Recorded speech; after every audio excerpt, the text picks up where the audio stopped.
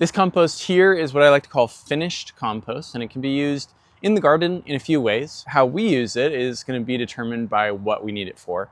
And the main thing that I need this for right now is for our seed starting mix. So we use compost in our potting soil recipe, and we also use a mini soil blocker to start most of our seeds right now, which means that this compost is not fine textured enough. I could wait another year and it probably would be totally fine to use, but I need it now, so I'm gonna sift it. And these are my compost sifters, and I've got one that uses a 1/2-inch hardware cloth screen, and then this one uses a 1/4 inch.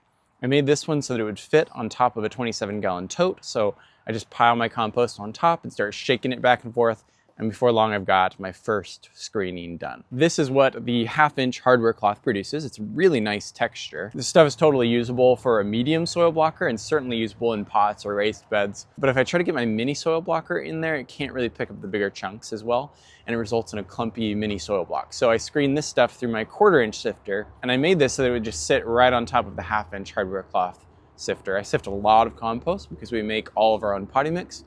But it's possible that you don't need to sift a ton, in which case you could totally use one of these instead. We use this one for years, and I highly recommend it if you're only sifting a smaller amount. And when I sift through the 1/4 inch hardware cloth screen, it gives me this stuff.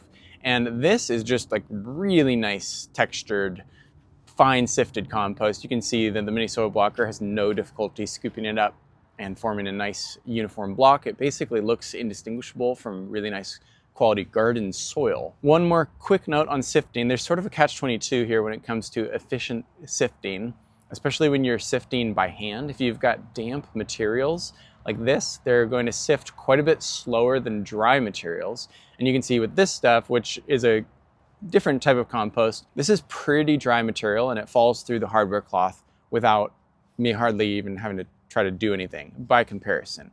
So if you're ready to sift compost, something you might consider, if you're able, is actually drying it out a little bit so that it sifts easier.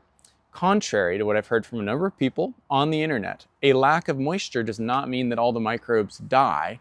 Some of them will, the more sensitive ones, but many just go dormant and then reawaken once they get rehydrated.